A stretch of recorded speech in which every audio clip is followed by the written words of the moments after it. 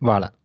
Bonjour et bienvenue à ce nouveau webinar. Aujourd'hui, euh, qui concernera donc, excusez-moi, qui concernera donc la Digital Transformation Framework et pour ainsi dire les prérequis, entre guillemets, bien évidemment, on rentrera plus en détail dans quelques instants concernant les processus de digitalisation de votre entreprise. Ce webinaire sera aujourd'hui présenté par notre directeur commercial et marketing, Joël Lépée, à qui j'espère que vous avez déjà rencontré d'ores et déjà pour vos besoins et vos problématiques liées à la transformation digitale. Je vous remercie une nouvelle fois de votre fidélité et d'assister encore une fois à ce nouveau webinaire. Et sans plus attendre, je vais laisser la parole à Joël pour commencer. Merci Jean-Philippe. Est-ce que tout le monde m'entend bien clairement? Dites juste OK sur le chat. Jean-Philippe, tu m'entends, toi? Très très bien. OK. On a des confirmations sur le chat aussi. OK. Est-ce que tout le monde voit mon écran? Ou du moins la Parfaitement aussi. présentation? Bon. Super. Merci à tous. Ça fait un moment, vous n'avez pas entendu ma voix. Je suis toujours là. Je remercie Jean-Philippe pour son introduction, son aimable introduction, et surtout d'avoir tenu le rythme d'animer, d'organiser et de présenter les webinaires tout au long de ces mois passés. À un moment, je l'assistais, et après, j'étais occupé à gérer d'autres urgences. Donc, merci encore, Jean-Philippe. Aujourd'hui, dans ce cycle, dans ce webinaire, nous allons voir quelque chose qui est très important à mes yeux parce que je suis directeur marketing commercial et transformation. Donc, je m'occupe de la partie conseil AST Digital et je vais vous présenter le framework de l'accompagnement à la transformation digitale que nous utilisons, que nous recommandons et, et pour lequel nous pensons que nos clients, que vous êtes en Afrique, euh, devraient utiliser. C'est-à-dire que c'est un ensemble de retours, un ensemble d'intuitions que nous avons testées et qui, comme dirait l'autre, nous avons eu le nez creux. Donc, c'est ce que nous appelons la Digital Transformation Framework. Si vous m'entendez toujours, dites OK. C'est bon, Joël. Super. Donc, l'agenda, il est tout simple. Je vais faire quelques rappels. Je vais vous présenter c'est quoi la Digital Transformation Framework. Pourquoi est-ce que les entreprises doivent se transformer et pourquoi l'utiliser, cette DTF. Les avantages d'avoir une DTF, parce qu'il faut savoir, nous n'avons pas le monopole de la connaissance ni la science infuse. Nous nous basons sur les études, nous nous basons sur le retour terrain, nous nous basons sur des instructions pour pouvoir proposer ce framework. Comment choisir le bon framework? Quels sont les pièges à éviter? Et à la fin, je vous parlerai d'une ou deux, sur deux slides maximum, l'offre de conseils autour de la transformation digitale.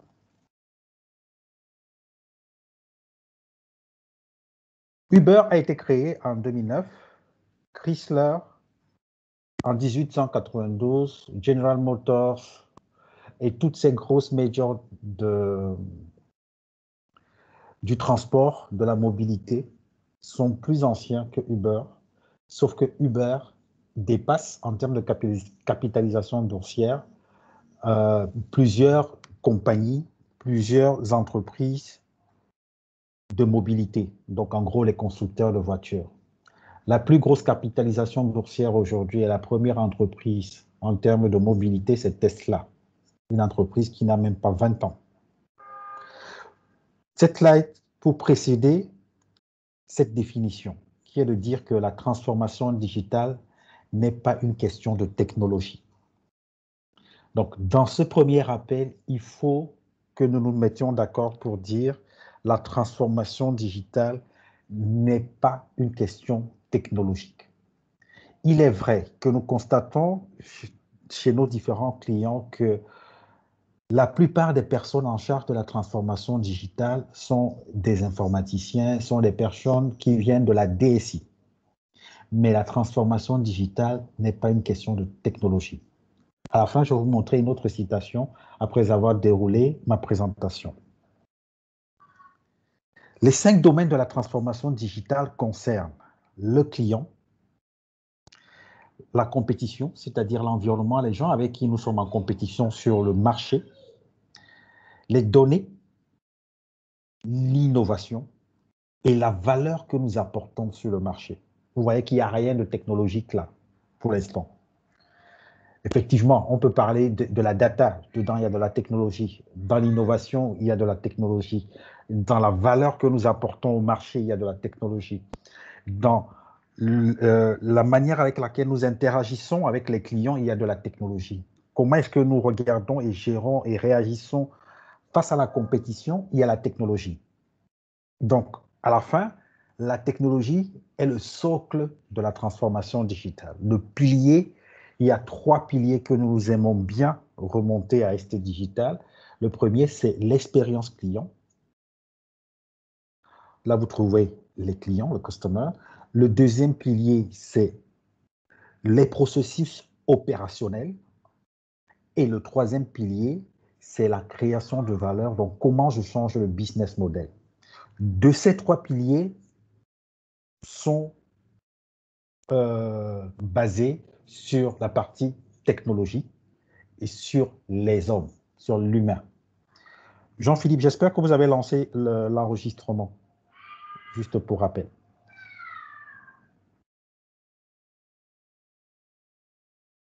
Oui, Oui, c'est oui, lancé. oui, c'est bon. Oui.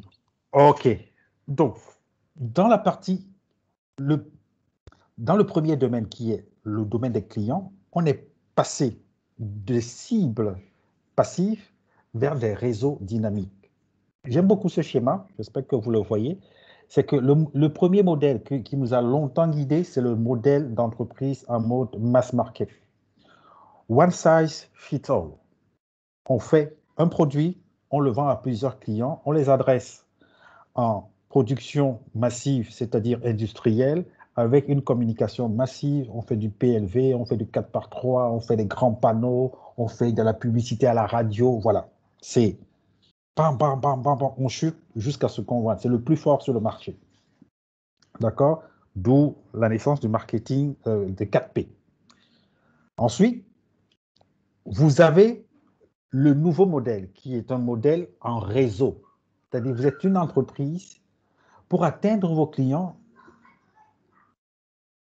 vous êtes une entreprise. Pour atteindre vos clients, vous avez des commentaires sur votre site, vous avez des forums, vous avez le bouche à oreille, vous avez le YouTube, les réseaux sociaux, Twitter, vous avez les blogs. Bref, il y a plusieurs endroits à travers lesquels vous pouvez toucher le client. Donc, le premier domaine d'application qui est le customer, on passe des cibles passives que nous étions vers des réseaux dynamiques. C'est pour ça qu'on a dit que le client est devenu roi et a pris le pouvoir. Je vous donne un exemple. Il y a Pizza Hut qui s'est installé au Cameroun. Et ils ont fait à peu près ce que Domino's Pizza, j'ai mis, parce que je n'ai pas trouvé la même image pour Pizza Hut, donc j'ai pris celle de Domino. Domino's Pizza, c'est que pour commander, vous pouvez commander à travers des bornes, 0 clic, envoyer un SMS, faire un tweet, utiliser les Smart Echo, les enceintes connectées, une Smart TV, votre Tesla si vous en avez une, la voix. Bref, il y a une multitude de canaux par lesquels vous pouvez commander une pizza. Pizza Hut au Cameroun, ils ont la boutique, ils ont les bornes interactives, ils ont un numéro de téléphone que vous pouvez appeler et commander la pizza. Vous pouvez envoyer un SMS, vous pouvez leur écrire sur WhatsApp, vous pouvez commander sur Facebook, vous pouvez commander sur Instagram. Ça fait déjà 7 canaux. Sans oublier les autres canaux indirects, c'est-à-dire que vous avez le livreur qui s'appelle Bimoto, par exemple, ici au Cameroun. Vous appelez Bi, il va chercher pour vous et vous revenez parce que vous êtes abonné chez Bi. Vous voyez, le modèle d'adressage n'est plus « je fais la publicité pour tout le monde, venez chez Pizza Hut ». Le modèle d'adressage est en mode silos personnalisés. Le deuxième domaine où la transformation digitale a un impact, c'est celui de la compétition, en gros la concurrence.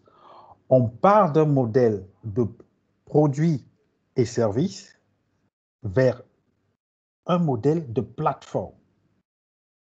Donc, vous avez vu beaucoup de plateformes, vous en connaissez, d'accord? Je vous donne un exemple. Donc, l'hôtel Sarakawa, l'hôtel Sawa, tout ça, c'est les mêmes hôtels, à peu près la même chose qu'au Cameroun. Donc, qui appartiennent soit au groupe Sofitel, soit à Accor, Hilton. Ça, c'est des hôtels, des chaînes d'hôtels qui ont des groupes, qui sont dans des groupes et qui ont des chambres, beaucoup de chambres, d'accord? Qui font une action de communication pour que les gens viennent chez eux.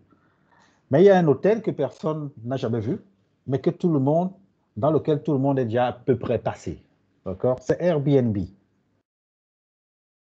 C'est le plus grand hôtelier au monde, présent sur toute la gamme, c'est-à-dire de 1 étoile à 6 étoiles, à hors classe, à maison d'exception. Ils sont une plateforme d'agrégation de l'offre locative hôtelière, d'accord? Et même particulière, c'est-à-dire que vous avez une maison, vous n'êtes pas là, vous la mettez en location sur Airbnb, je suis de passage dans la ville ou dans la station balnéaire et je loue la maison, ils prennent une commission, ils vous reversent ce qui vous revient de droit. Ce que l'hôtel Sarakawa ou l'hôtel Sawa à Douala ou le Hilton à Yaoundé ne peuvent pas faire. Ils n'ont pas le même reach, ils n'ont pas le même niveau d'impact et surtout, ils ne sont pas dans la multitude. Donc la compétition a changé. On n'est plus là en train de bâtir les produits ou les services de manière unique. Il faut bâtir des plateformes. Vous avez la donnée. La donnée qui était, je suis aux achats, je gère la donnée achat. Je suis au marketing, je gère la base de données client. Je suis à la production, je gère la base de données production. Aujourd'hui, la donnée est devenue un actif stratégique. On part d'une organisation en silo à une organisation où la donnée devient centrale et permet à tout le monde de prendre la décision, surtout aux dirigeants de prendre la décision, la bonne décision au bon moment. L'innovation. On est passé d'une innovation descendante, c'est-à-dire il y a les gens qui disent « Ok, on doit faire ci, on doit travailler avec tel labo de R&D, on doit rentrer tel marché, qu'est-ce qu'on peut faire ?» à l'expérimentation. C'est de dire on forme des petites équipes qui travaillent sur des sujets spécifiques, qui testent des idées sur le marché. On parle de la notion de MVP, on parle d'époque, on parle de try and buy. Il y a des choses qu'on amène sur le marché, on regarde quelle est la réaction du marché avant de lancer une production. Donc, on est passé d'une notion de planification descendante à l'expérimentation. Je vous donne un exemple que j'aime beaucoup et qui vient de l'Inde. L'Inde, c'est le sous-continent indien, parce que c'est un continent, ils font 1 milliard et poussière d'habitants, un peu moins que la Chine. Le sous-continent indien a des caractéristiques qui ressemblent un peu aux nôtres. D'accord? Il y a des producteurs, il y a de la pauvreté, il y a de la richesse. Il y a Intuiti, qui est une entreprise digitale, a lancé un défi à ses équipes en disant « Nous sommes en Inde, comment est-ce que nous pouvons aider les agriculteurs indiens à augmenter leurs revenus de 10%. » Ils ont choisi une zone et ils ont travaillé.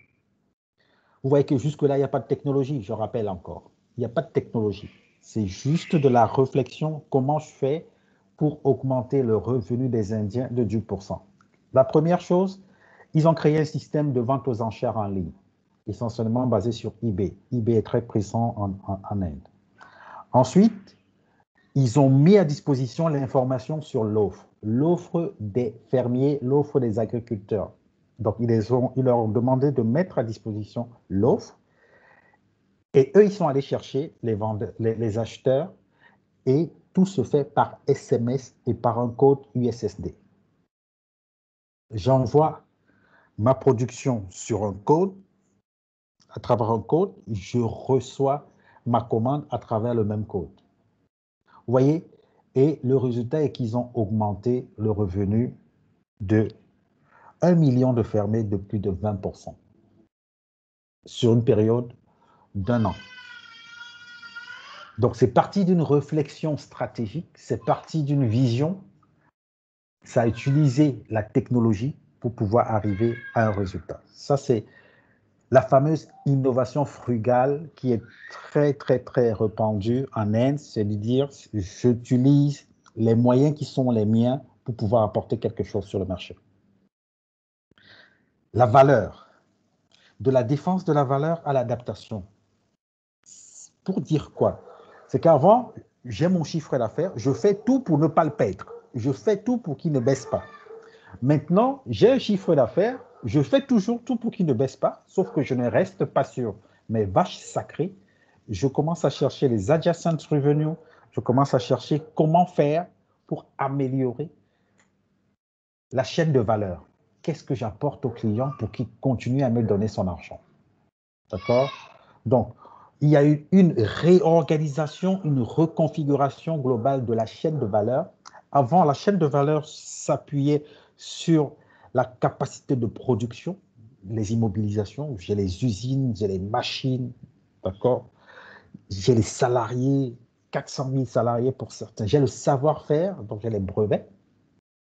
Aujourd'hui, ça a complètement shifté avec la transformation digitale sur ce pilier de la valeur. On est passé des immobilisations, donc on est passé du CAPEX pur à un mode entièrement OPEX. Bon, pas entièrement, il y a toujours du CAPEX évidemment, mais à grande partie OPEX, où on utilise l'infrastructure, la puissance de calcul mise à disposition par les outils informatiques, par la technologie, notamment le cloud computing, pour apporter de la valeur sur le marché. Donc, la main-d'œuvre aujourd'hui, il y a beaucoup de gens qui font du freelancing, il y a beaucoup de gens qui font du crowdsourcing, il y a beaucoup de gens qui sont sur des plateformes de travail temporaire. En gros, je fais une journée de travail de 8h à 18h, je rentre le soir, je me repose. Selon le cycle dans lequel je suis, je me connecte sur une plateforme comme Upwork et je produis un travail sur un autre fuseau horaire.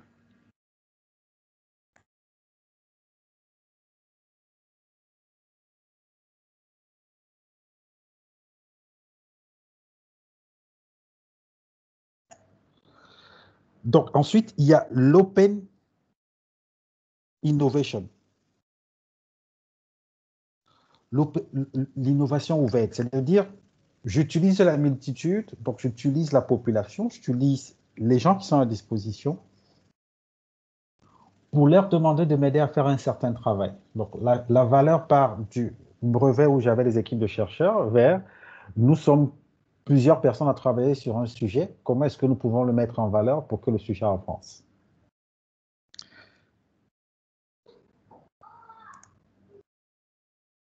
Est-ce que vous voyez toujours mon écran?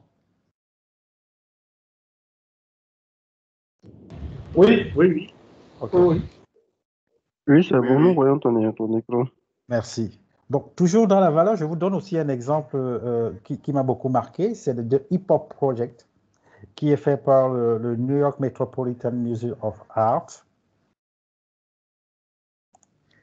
C'était de traduire les lyriques du rap en art, en tableau. Ce que les rappeurs disent dans leurs chansons, de le transformer en tableau. Et ça, la valeur a complètement changé. Là, je vends des CD, mais en plus de mon CD, en plus de mes concerts, je peux aussi vendre des tableaux quand je suis rappeur parce qu'on les a traduits. D'accord? Et il y a ce Chief Digital Officer qui a dit quelque chose de très intéressant. Il est Chief Digital Officer dans le monde de l'art, du musée, du Metropolitan Museum of New York, il a dit, notre compétition aujourd'hui, ce n'est pas les autres musées, mais c'est Netflix, c'est Candy Crush, parce que nous nous battons pour avoir de l'attention. On a beaucoup parlé de l'économie de l'attention, d'accord? On est énormément sollicité. Il Facebook, Twitter, WhatsApp, TikTok. Bref, il y a beaucoup de zones, le travail, la famille, les enfants. Il y a énormément de zones de perdition d'attention. Et il faut être très attentif quand on est une entreprise pour pouvoir garder l'attention de ses clients. Donc, l'économie de l'attention. Et j'ai beaucoup aimé cette citation et je voulais la partager dans ces propos, ces quelques rappels avec vous. Maintenant, c'est quoi le Digital Transformation Framework? En fait, c'est un cadre, c'est un modèle de la manière dont une organisation se structure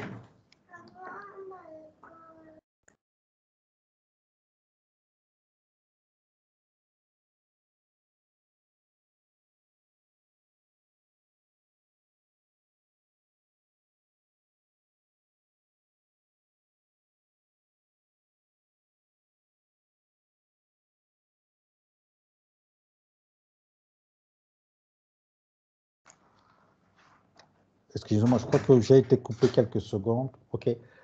Donc, je disais que le Digital Transformation Framework, en fait, c'est un ensemble d'outils, de structures, de concepts qui, mis ensemble, permettent à une organisation de se préparer à traverser la période de changement qu'est la période de transformation. D'accord? C'est de dire, nous sommes une entreprise de fabrication, non, je dis une entreprise qui vend du riz. Nous vendons du riz. Aujourd'hui, comment je fais pour passer de la vente du riz en sac à des grossistes, à des semi-grossistes, à la vente de riz en petits paquets, en riz étuvé de 25 grammes, parce que les gens veulent marcher du 25 grammes, en riz étuvé pré-cuit de 100 grammes, ainsi de suite. Donc, et pour ça, il faut qu'il y ait un cadre. Et c'est ce cadre-là que nous appelons, nous, à ST Digital, le Digital Transformation Framework. C'est ce que nous proposons. Il garantit qu'aucun domaine de l'entreprise n'est laissé sans surveillance pendant la période de changement. Parce que pendant qu'on est en train de changer, il faut quand même continuer à délivrer, il faut quand même continuer à faire du business. Et le Digital Transformation Framework fournit un point de référence commun pour que l'organisation évolue tout entière et change vers la réussite. En même temps, ce Digital Transformation Framework permet d'avoir une stratégie claire. On va le voir tout à l'heure un peu dans le détail, mais aussi une feuille de route pour que l'organisation continue d'évoluer et de réussir dans l'environnement de marché qui est le sien. D'accord?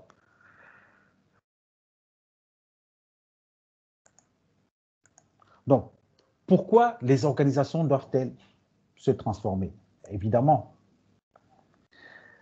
quand on a une organisation qui a tendance à avoir un mode de fonctionnement établi qui a permis des décennies de succès, en gros, j'ai toujours fait ça. En gros, j'ai un secteur d'activité qui marche toujours et qui rapporte de l'argent, c'est ce que j'appelle les vaches sacrées. D'accord? Ce genre d'entreprise est optimisé, que ce soit en termes de process, d'organisation, de structure, de capital humain, de go-to-market. Cet ensemble, ce genre d'entreprise est optimisé pour l'environnement dans lequel il opère déjà. En gros, je vous donne un exemple, le secteur brassicole. Il y a des pays où il y a 2 ou 3 brasseries, d'autres où il y en a plus, d'accord? Toutes ces entreprises se connaissent. Elles connaissent le marché, elles connaissent le positionnement de chacune d'entre elles, elles connaissent les approches go-to-market, elles connaissent le réseau de distribution qu'elles partagent très souvent. D'accord? Donc, ce genre d'entreprise, très souvent, on va dire que, OK, on a toujours fait comme ça a toujours marché. Comment est-ce que je vais être distribué? Pourquoi est-ce que je dois me transformer? Donc, lorsque quelque chose, par contre, pour ce genre d'entreprise, dans cet environnement change, que ce soit les attentes clients, des clients qui quittent ils boivent beaucoup de la bière blonde vers la bière brune, des clients qui boivent plus de la bière pleine, ils boivent du light. Donc, lorsque c'est des attentes clients, les attentes des employés qui veulent un peu plus d'autonomie, les nouvelles technologies, l'industrie 4.0 par exemple, les nouveaux modèles commerciaux, je vends en ligne, je vends du vrac, c'est-à-dire je vends la bière en grosse quantité pour que quelqu'un d'autre aille faire sa bière avec sa marque, par exemple.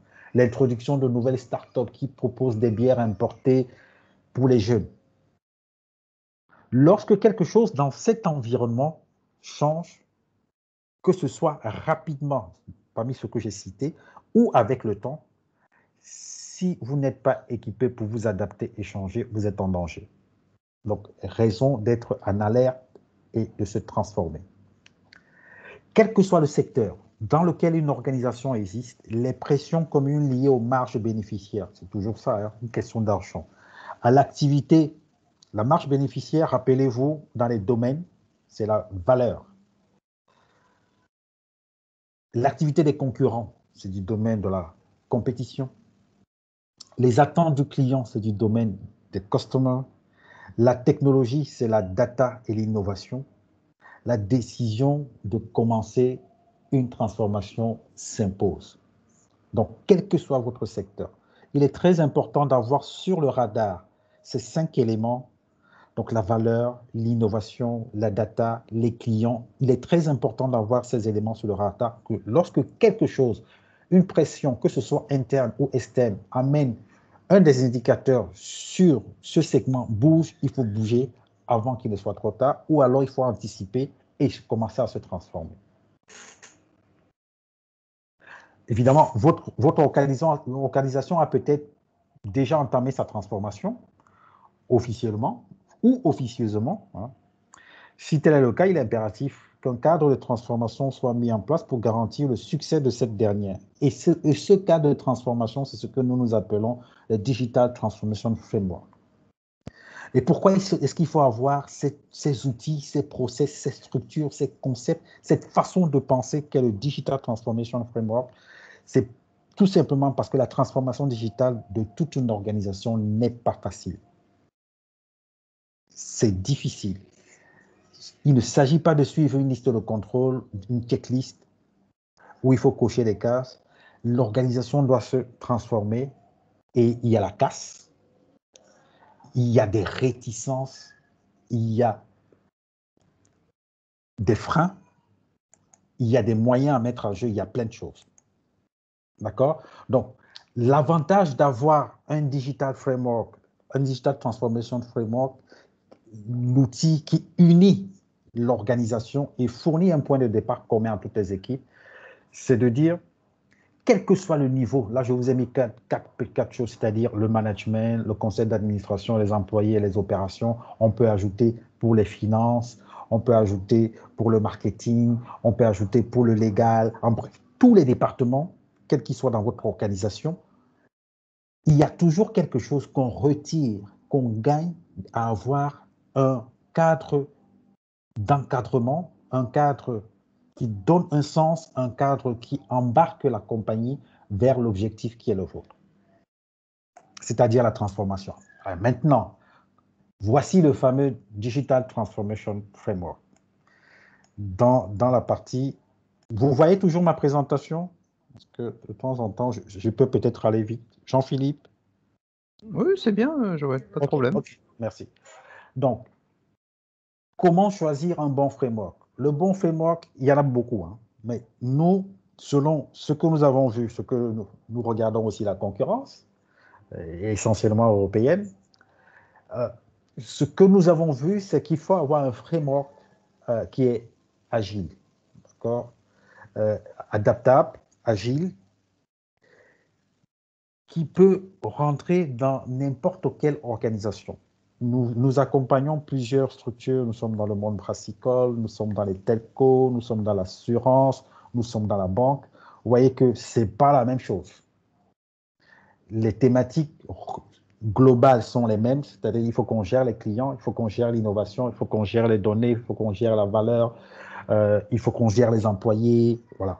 Donc, il y a quelque chose qui revient, c'est que le framework que nous avons développé ou consolidé est adaptable à toutes les organisations. Et il est fait d'étapes qui sont dans une certaine logique et cohérente. Donc, il y a des phases d'initialisation, il y a des phases d'exécution, il y a des phases d'opérationnalisation et il y a l'évaluation à la fin.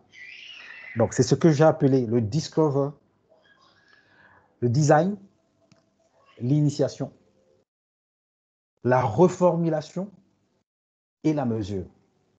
En fait, c'est des thématiques pour ceux qui ont un peu déjà suivi les présentations que je fais, que nous avons déjà présentées, mais que nous avons consolidé et reformulé en 5 grands blocs. Et je vais vous en présenter 4 parce qu'ils sont importants. La découverte. La découverte, c'est 3 piliers. C'est la vision, le pourquoi et les insights. Pourquoi la vision? Parce que tout commence par la tête. Si vous n'avez pas de vision, déjà, vous ne pouvez pas faire valider un projet de transformation digitale parce que c'est un projet qui vient par le haut et le haut impulse la vision et le haut explique pourquoi il faut se transformer ou alors pourquoi il faut bouger et avec des éléments, des faits tangibles pour dire, OK, aujourd'hui, nous sommes à tel niveau. Nous devons arriver, nous sommes à A, nous devons arriver à D. Et pour ça, il faut passer par B et C. Et dans B et C, il y a peut-être B1, B2, B3. D'accord? Donc, cette étape de découverte, de compréhension, de dire quelle est la vision de l'entreprise elle-même, pour son personnel, pour ses clients, qu'est-ce qu'elle voit sur le marché. Pourquoi est-ce qu'on fait cette vision? C'est pour dire, OK, nous allons faire bouger les vaches sacrées, les choses qui ont toujours marché. Et nous nous posons la question simple de savoir, est-ce que les choses qui ont toujours marché continueront à marcher dans 5 ans? Et des fois, on nous dit non, 5 ans, c'est trop. Est-ce que les choses qui ont toujours marché continueront de marcher dans 3 ans? Ah, on commence à s'interroger. On regarde le marché de manière globale, on regarde la concurrence, on regarde les mécanismes de ses clients et on établit une vision. Et l'organisation doit se poser cette question du pourquoi est-ce qu'il faut bouger pour pouvoir transmettre cet engagement et ce message à ses salariés, mais aussi à son écosystème et aux clients. Le deuxième bloc, c'est le design. Et là, dans le design, c'est là où on retrouve ce que nous faisons beaucoup, c'est l'accompagnement du leadership pour expliquer l'importance de la transformation digitale, l'importance de la transformation pour le comité de direction. Pourquoi est-ce qu'il faut avoir une vision? Pourquoi est-ce qu'il faut bouger? Et derrière, quelle est la stratégie qu'il faut mettre en place? Donc, on fait un examen, c'est ce qu'on appelle un état des lieux, donc un examen complet du marché, de la législation, de la réglementation, des concurrents, des produits, des process, de l'organisation, de la structure, et on établit l'état final avec les métriques qui vont bien, l'état final vers lequel on aimerait aller. Du coup, il en sort une feuille de route de transformation qu'on peut ajuster. Nos feuilles de route que nous proposons sont sur 18 mois et 36 mois pour certaines. Pour les grosses structures, les éléphants qui... Les éléphants, les éléphants qu'il faut pousser, ou les hippopotames, qui, lorsqu'ils démarrent, courent très vite, mais il faut les faire démarrer. Donc, la partie design qui regroupe la culture, le leadership, la stratégie, il en sort une feuille de route de transformation qui permet de donner le cap avec la vision que nous avons vue dans l'étape de discovery vers l'état vers lequel nous souhaitons aller, donc la cible. Donc ça, c'est le deuxième bloc du Digital Transformation Framework. Le troisième bloc, c'est l'initiation. C'est là où on parle la même langue. De dire, OK, la transformation digitale, c'est bien. Mais maintenant, c'est une affaire de DSI. Maintenant, c'est une affaire de direction. De toutes les manières, ils vont tous nous virer, ils vont mettre les tablettes partout, ils vont tout automatiser. Voilà. C'est pour éviter ce genre de discours qu'il faut avoir le même langage. De la tête au balayeur, de la tête au gardien. De dire, voici l'état vers lequel nous voulons aller. Et ça amène l'engagement du leadership. Pour que tout le monde, c'est ce qu'on appelle les ruisseaux, pour que tout le monde, que ce soit les salariés, les clients, les process, tout soit insufflé par la transformation digitale. Nous faisons une mission actuellement chez un assureur où nous assurons que le projet de transformation digitale arrive au bon niveau et chez tout le monde. En gros, c'est du change.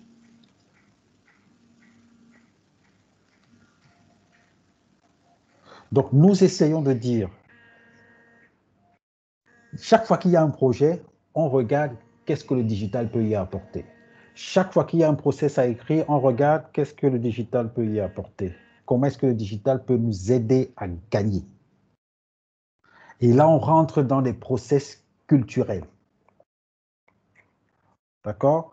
Donc, adopter le digital, c'est changer en profondeur l'entreprise, pas seulement en offrant aux clients les canaux de relation, le côté culturel, ni en équipant les collaborateurs avec des smartphones dernier cri, des tablettes, mais c'est des changements qu'il faut anticiper.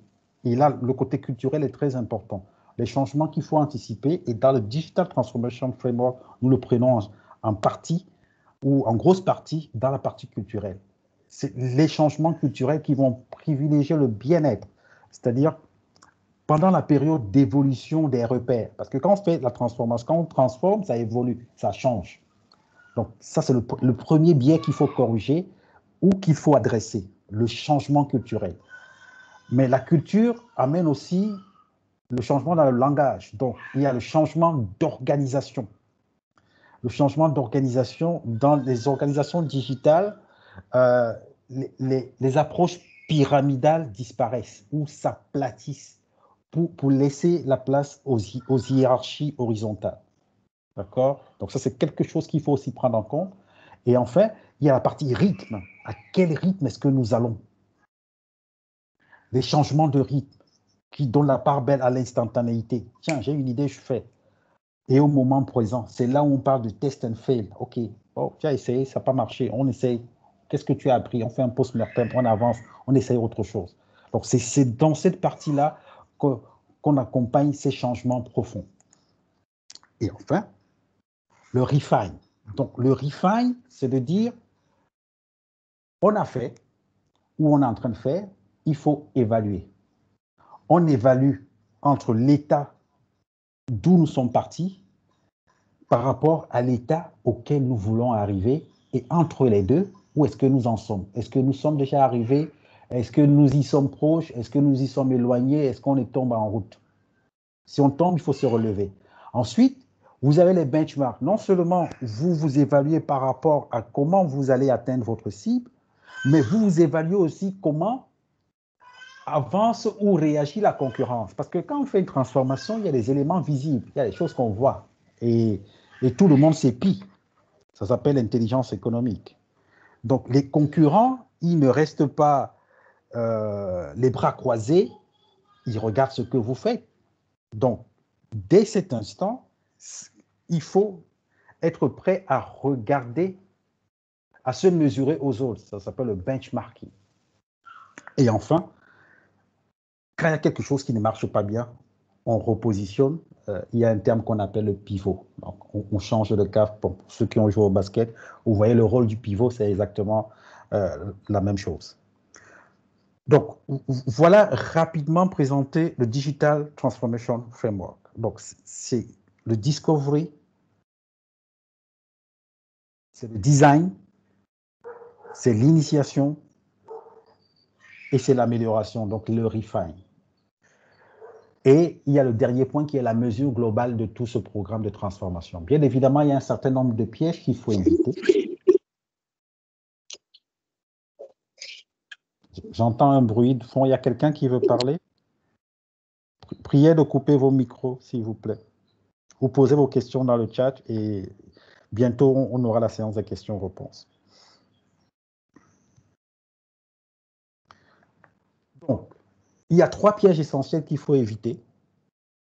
Le premier, c'est se concentrer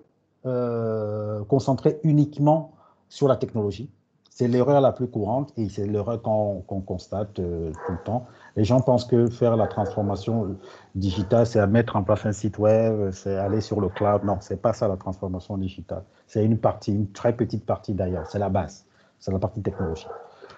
La deuxième erreur qu'il faut éviter, le piège qu'il faut éviter plutôt, c'est la création des silos. La transformation est là pour casser les silos, ce n'est pas pour en créer. D'accord?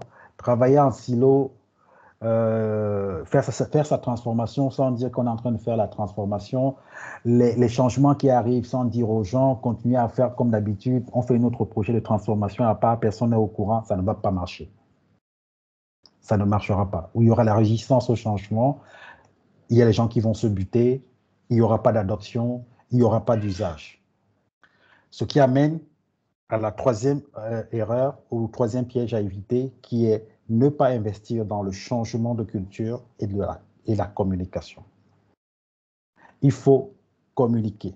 Il faut aider les gens à progresser. Il faut aider les gens à changer.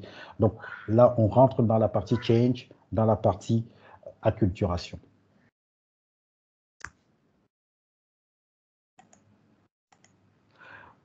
Je vous ai mis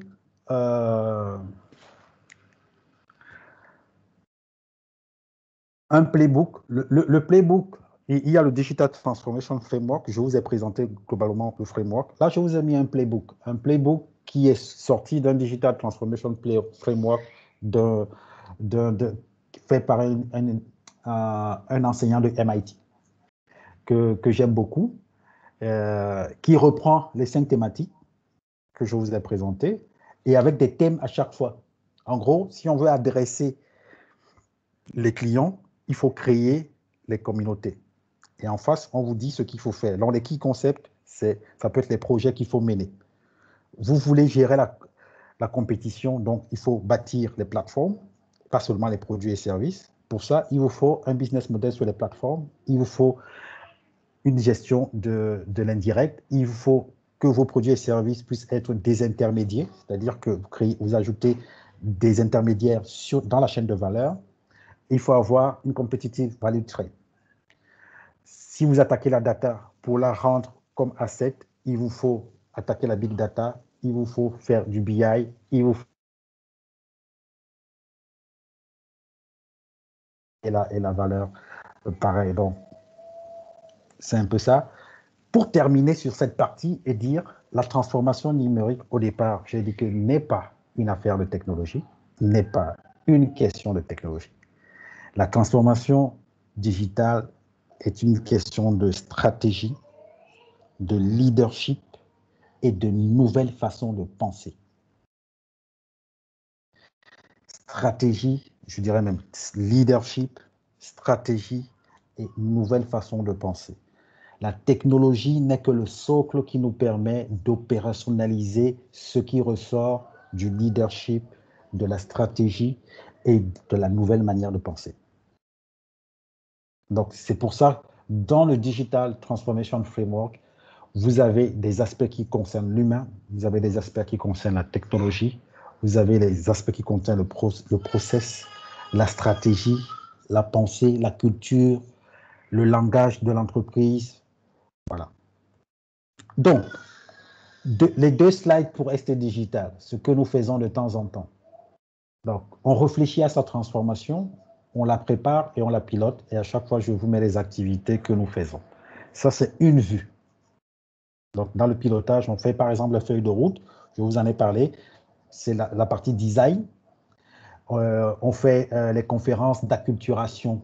Ça c'est dans la partie langage. La co-innovation. Rappelez-vous le bloc innovation. On fait aussi des études et cadrage. Le customer success.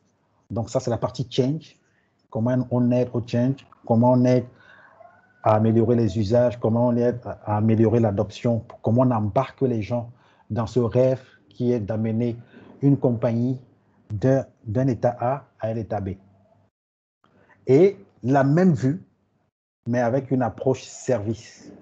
Donc, nous travaillons sur la transformation du métier. Vous êtes un métier opérationnel. Comment est-ce que vous pouvez le transformer? Comment est-ce qu'on transforme les achats? Le service achat. D'accord? Nous travaillons sur la formation, l'acculturation, l'excellence opérationnelle. Donc, ça, c'est la transformation métier. Nous intervenons aussi sur la transformation réglementaire. Nous accompagnons pas mal de directions juridiques, par exemple, sur leur digitalisation. Donc, là, on gère les notions de conformité, de contrôle interne, de RGPD, tous ces sujets-là, sur l'éthique, le risque. Donc, il y a la transformation réglementaire. Qu'est-ce qui bouge? Quels sont les impacts de la loi de finances? Quels sont les impacts de telle loi sur tel secteur d'activité? Comment est-ce qu'on opérationnalise ça? Comment est-ce qu'on traque les fins de conformité, les certificats de telle chose, ainsi de suite. D'accord? C'est la partie réglementaire. Donc, il y a la transformation digitale pure que j'ai présentée sur la stratégie, le leadership, les nouveaux modes de pensée. Donc là où il y a des nouveaux usages, il y a du co-innovation, il y a les 5 piliers que je vous ai présentés au début.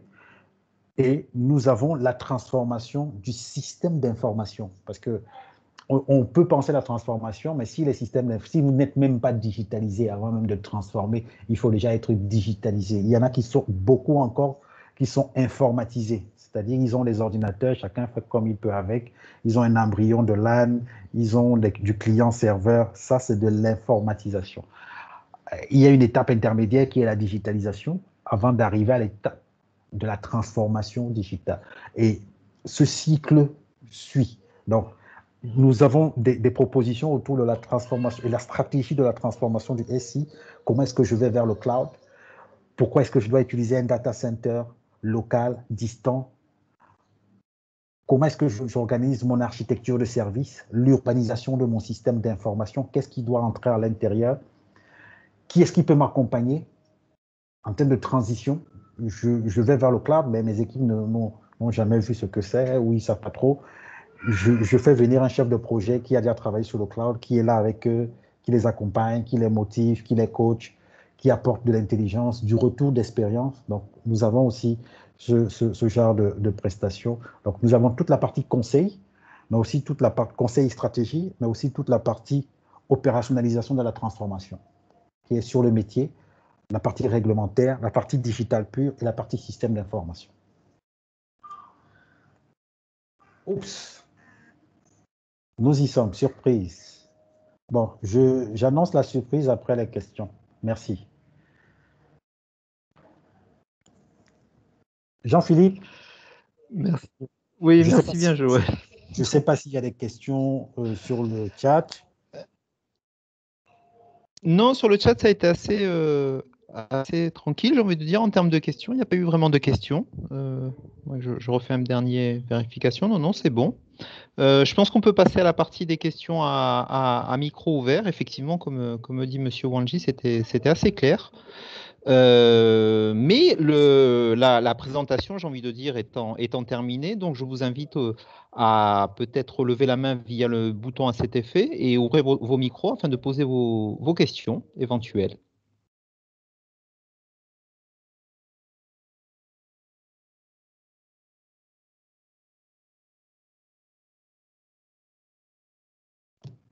Pas de questions?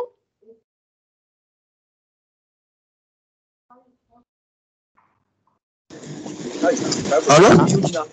Allez, monsieur Niabi. Allô? Alors, allô? monsieur Niabi, s'il vous plaît. Monsieur Hierro, allez-y alors. Vous avez le micro ouvert. On vous écoute. Oui, je viens de suivre l'intervention de Joël Lépé. Déjà, monsieur Oumar Hierro, DSI Nana Bouba Group. Il y a une dernière partie là que Joël Lépé a souligné sur la partie cloud.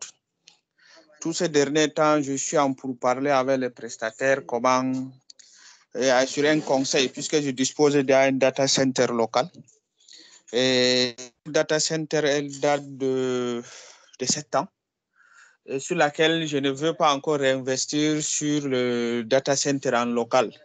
Donc, je voudrais avoir un accompagnement, c'est-à-dire comment je veux... Est-ce que c'est nécessaire que je reste aller sur le cloud local ou il faut aller sur le cloud privé? Donc, du coup, cette partie m'a beaucoup plus intéressé. Je ne sais pas comment avoir les coordonnées pour qu'on en discute en profondeur. C'était ça la partie que je voulais intervenir. Ok, Monsieur Hierro, je pense qu'il n'y a pas de souci. Je connais un peu le groupe Nana Bouba, donc ce serait avec plaisir, si ce n'est pas trop tard, la semaine du 2 septembre. Je vais demander à Yannick Djoko, qui normalement gère ce compte, d'organiser soit un call, soit un rendez-vous. Mais la semaine du 2 septembre, parce que la semaine prochaine est bookée. Donc, ok, pas de souci. il n'y a pas de souci. On peut échanger sur le sujet. Ok, merci. Ok. Ok, merci.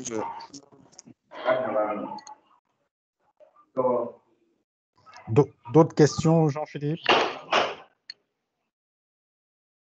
Oui, Joël, il y avait Monsieur Nifa Diaby, Madame Nifa Diaby, excusez-moi peut-être, qui a ouvert son micro. Je vous en prie, allez-y. Ok. Bon, Monsieur, donc, bonjour, voilà, bonjour excusez-moi. à tous, c'est Monsieur Nifa Diaby, c'est fait non, madame. Voilà, exactement. Ok, J'ai essayé les deux quand même au cas où. Parfait. je voudrais tout d'abord saluer le présentateur pour tous les détails qu'il a donnés autour du concept de la transformation digitale. Mais moi, ma question est relative sur le volet sécurité, puisque je suis analyste sécurité. Maintenant, ce que j'aimerais savoir, le présentateur l'a signifié tout à l'heure, la technologie étant le socle opérationnel de cette transformation. Est-ce que vous, à votre niveau, lorsque vous initiez un projet de transformation, vous intégrez directement le volet sécurité ou bien c'est lorsque la transformation est effectuée que vous regardez ces aspects sécuritaires? Merci pour la question. Ah non, du tout. Il y a des choses qui sont transverses. Et quand on dit transverse, ça veut dire qu'à tout moment, nous en prenons soin, si je peux parler ainsi. Les deux choses qui sont transverses, c'est la technologie et l'homme, et l'humain. Oui, Et dans la technologie, il y a la sécurité. oui, Et dans l'humain, il y a la sécurité. effectivement.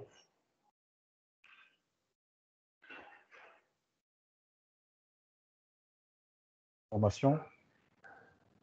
On a toujours l'impression de dire qu'on va perdre son travail. Donc, il faut rassurer l'humain sur le fait qu'on n'est pas là pour lui faire perdre son travail, mais pour Ok, l'aider à évoluer dans son travail et à mieux travailler. Ça, c'est la première ok, partie de sécurité. Ensuite, ok, il y a énormément de sensibilisation dans la sécurité. ok, La sécurité des informations, la sécurité des données. ok, Je vais vous donner un exemple de ce que nous faisons. ok, C'est dans la partie transformation des SI, nous avons oui, tout un script sur la transformation de la sécurité. Donc, ok, sur l'approche cybersécurité, ok, sensibilisation, sécurisation, audit, formation. Nous avons tout un bloc sur la sécurité. ok, Un de nos experts doit être là d'ailleurs sur la partie sécurité. Donc, maintenant, sur la partie technologique, ok, dans la partie état des lieux, dans la ok, partie état des lieux qui est dans le discovery, il y a un volet diagnostic sur la sécurité. ok, Donc, quand nous faisons la feuille de route de transformation, oui, il y a toujours un chantier sécurité ok, technologique. Voilà. ok, Donc, c'est pris en compte. Il y a toujours un chantier. Donc, ok, il y a toujours dans l'état des lieux, il y a deux choses que nous faisons et ça me permet de vous dire la première surprise que j'ai réservée pour tous ceux qui le souhaitent, c'est que nous mettons à disposition à partir du 2 septembre une partie de notre Digital Transformation Framework qui s'appelle la maturité digitale. C'est-à-dire, vous pouvez venir vous mettre sur ce site, rentrer vos informations, c'est-à-dire nom, email, éventuellement secteur d'activité et nom de votre entreprise. Et vous allez répondre à un certain nombre de questions qui, derrière, vont vous donner un premier niveau de la maturité digitale qui est la vôtre. Ça, c'est le premier truc. Le deuxième truc, c'est que nous faisons la même chose pour la cybersécurité. Nous évaluons, on vous pose des questions et nous évaluons derrière, avec des benchmarks que nous avons, des abacs que nous avons, votre niveau de sécurité technologique.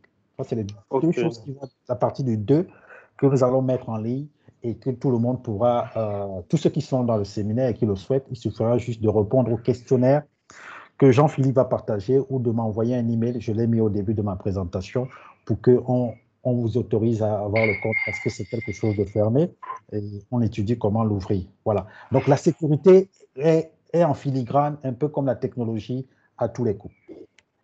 Ok, c'est compris. Merci bien pour l'éclairage. Je suis vraiment ravi. Merci bien. Je vous en prie.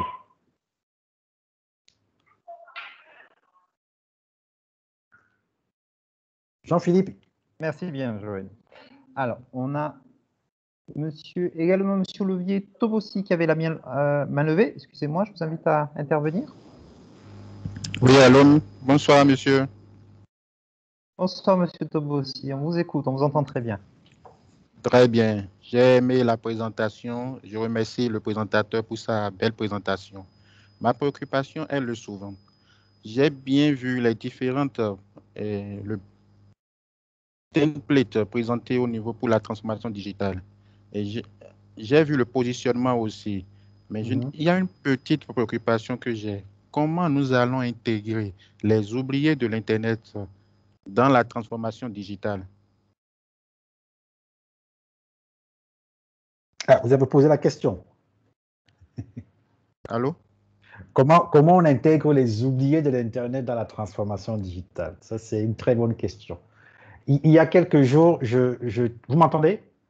Oui, je vous entends bien. OK. Il y a quelques jours, je tweetais que la connectivité, que je me rappelle ce que j'ai écrit, je disais la connectivité est au cœur de la transformation digitale. Et nos États et nos opérateurs telco ont une place importante au cœur de cela. On ne peut pas parler de transformation digitale, je précise, pas de transformation digitale sans parler de la notion de connectivité, effectivement. Donc, les oubliés, je ne peux pas parler, quand on est dans une entreprise, on ne peut pas dire qu'il y a des oubliés. Donc, c'est une entreprise, c'est pour ça qu'il est très important que le leadership embarque, que tout le monde partage la même vision, que tout le monde soit allié avec ce qui va arriver s'il y a un programme ou un projet de transformation. Donc, je vous ai entendu parler de notre positionnement et vous avez parlé d'oublier. Non, nous ne faisons pas encore d'activité de fournisseur d'accès Internet. Par contre, nous nous arrangeons dans les projets et chez les clients que nous accompagnons, notamment dans la partie état des lieux, d'apporter les meilleures recommandations possibles pour ce qui concerne le réseau. Et le réseau, dedans, il y a la connectivité. Premier point. Le deuxième point, c'est que nous mettons un point d'honneur à mettre l'humain au centre de la transformation et ça amène automatiquement un programme que nous appelons l'expérience collaborateur. L'expérience collaborateur, c'est comment est-ce que dans les projets de transformation que nous accompagnons, nous mettons l'humain au centre de cette transformation en embarquant les collaborateurs dans le projet de transformation, en leur permettant d'initier, de proposer des choses pour eux-mêmes. Dans les interviews, lors de l'état des lieux, dans les interviews que nous faisons, nous interviewons le comité de direction, le directeur, nous interviewons les chefs de département, les chefs de division, les chefs de service, mais nous piquons aussi les no-names, des gens qui ne sont chefs de rien, donc les salariés lambda. Nous écoutons les syndicats c'est obligatoire. Nous écoutons les syndicats pour comprendre et sentir le pouls de l'entreprise. Et dedans, s'il y a des gens qui ne sont pas connectés au réseau, très souvent, il y a des programmes d'acculturation, les programmes de formation, les programmes d'aide à la connectivité que nous proposons. Nous n'imposons rien, à la fin, ça reste quand même l'entreprise qui décide. Maintenant, si on va à un niveau un peu plus large, au niveau de l'État, donc, s'il y a des zones qui ne sont pas connectées, je ne peux que recommander, je me rappelle d'une mission au Togo où j'ai recommandé du satellite parce qu'il y avait des sites qui étaient hors couverture, donc qu'ils installent des paraboles pour que les gens aient la connectivité, pour pouvoir utiliser les outils, du moins les solutions que nous avons recommandées. Et j'ai été heureux d'apprendre il y a quelques jours qu'ils ont fait des intercofibres sur les sites qui posaient problème. Donc, nous recommandons, nous faisons tout pour embarquer le maximum de personnes possible, mais quand nous ne pouvons pas, on essaye de mettre en place des solutions alternatives. Voilà. J'espère avoir répondu un peu à votre préoccupation. Oui, j'ai trouvé une partie de solution dans votre réponse, mais moi, en parlant des oubliés de l'Internet, je ne vois pas que seulement la connectivité. Je vois aussi le manque de culture numérique. Ah, oui, ça c'est dans la formation. Et dedans, nous avons beaucoup de programmes que nous appelons les programmes d'acculturation. C'est-à-dire. Oui, j'ai compris. Voilà. Dans l'expérience collaborateur, vous avez parlé de l'acculturation. Voilà. Je suppose que en faisant la transformation digitale, oui. nous offrons des services numériques à l'extérieur. L'entreprise offre des services numériques d'abord à l'interne et à l'externe. Oui. Est-ce que dans notre accompagnement à la transformation digitale, on n'aurait pas pensé à ces oubliés-là, c'est-à-dire ceux qui sont à l'externe de notre entreprise et qui doivent utiliser ces services, comment nous allons les accompagner dans l'acculturation, comme vous le dites, et pour qu'ils puissent mieux utiliser nos services à travers des communications. Bon, c'est, je suppose. Hein. Ah, d'accord. Non, mais oui, là, c'est la partie usage. C'est la partie usage. Oui, très bien, la partie usage. La partie usage, OK. Dans beaucoup de projets, chez beaucoup de clients que nous accompagnons, effectivement, il y a une grosse partie usage. Et on s'arrange et ça rentre dans l'expérience client, en fait. Tous les clients externes rentrent dans la partie, tous les interlocuteurs externes rentrent dans la partie client. Et lorsque il y a des projets ou des solutions qui apportent des choses qui sont à destination des clients, il y a un gros volet adoption et usage qui mixe les notions de change, donc d'adoption, qui mixe les notions. Et dans le change, il y a l'adoption, il y a la communication, il y a la culturation externe, il y a la prise en main. Voilà, il y a un certain nombre d'activités et d'actions que nous recommandons. Mais aussi, il y a des outils, c'est-à-dire que nous faisons en sorte qu'il y ait le maximum de touch points possibles. Je m'explique. On met à disposition une nouvelle solution, par exemple un portail fournisseur. J'ai un compte pour lequel on a mis un portail fournisseur en place. Il a 4500 fournisseurs. On ne peut pas mettre les 4500 fournisseurs dans une salle et les former. Et ils ne sont pas au même niveau de maturité ni au même niveau de culture digitale. D'accord? Donc, on multiplie les canaux. Donc, il y a des brochures, il y a des manuels imprimés, il y a des vidéos sur YouTube, il y a même des CD-ROM qu'on a fait, il y a des choses qu'on a fait en langue locale. Voilà. Il y a un certain nombre de choses comme ça qu'on peut aider à faire et que nous recommandons selon le profil du client et selon le projet. J'espère avoir complété un peu. J'ai beaucoup aimé. Je remercie beaucoup ST Digital pour tout ce qu'il fait pour nous en organisant ces webinaires. Je vous en prie. Merci beaucoup. Merci à vous, Monsieur Touvossi. Alors, je ne vois plus de main levée. Peut-être d'autres questions. Je vous invite à ouvrir directement votre micro pour intervenir, le cas échéant.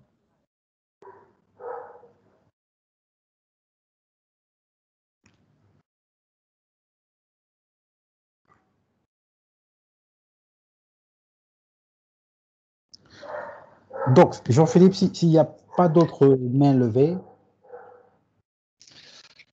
Jusqu'ici, non. Donc, la surprise, effectivement. Donc, la première, je l'ai annoncée. Voilà, La exactement. première, Donc, je l'ai annoncée, c'est que le 2 septembre sera mis en ligne un site qui va vous permettre de mesurer votre maturité, du moins, pas la vôtre à titre personnel, mais la maturité digitale de l'entreprise pour laquelle vous travaillez. D'accord? Et il va vous donner des recommandations sur des choses, des premières actions qu'il faut faire. Il y aura la même chose pour la partie cybersécurité. Ça, à partir du 2 septembre. La deuxième surprise, c'est que derrière ce Digital Framework, il y a un certain nombre d'activités et d'actions et de propositions que nous faisons. Il y a un atelier qui se déroule sur une journée et qui repasse la présentation que j'ai faite sur 8 heures, donc, que nous pouvons faire en ligne ou en présentiel selon les règles de distanciation sociale et qui sont les vôtres et ou les nôtres. Donc, c'est qu'il y aura un atelier fin septembre, début octobre sur la mise en place d'une stratégie de transformation digitale et tous ceux qui ont participé à ce webinaire et qui voudront s'inscrire auront 50% de réduction. Voilà la deuxième surprise. J'en ai terminé. Merci à tous. Jean-Philippe, je te laisse clôturer. oui, je vais vous faire passer l'enquête de satisfaction. Alors, c'était tellement une surprise que je vais, je vais actualiser l'enquête de satisfaction afin que vous puissiez transmettre vos manifestations d'intérêt, tout simplement, afin de bénéficier de cette offre de 50%. Dans tous les cas, on va aussi également remettre nos emails dans le chat et vous pourrez aussi faire vos demandes tout simplement via nos emails sur info, sur jean-philippe@stdigital, Joël, Yannick, etc. Vos commerciales qu'on appelle ça d'habitude, j'ai envie de dire. Voilà, j'ai pas le bon mot, excusez-moi. Peut-être Yvon, peut-être Alphonse, peut-être Della au Togo également. Et sinon, dans quelques instants, je vais faire passer l'enquête de satisfaction qui, en dehors de, bien évidemment, l'offre de formation et de 50% sur l'atelier de transformation digitale, vous permettra de nous faire vos retours, de peut-être nous proposer d'autres idées pour de futurs des webinars et de nous faire de vos retours en général, ce qui, vraiment, j'insiste là-dessus, est très important pour nous. Voilà.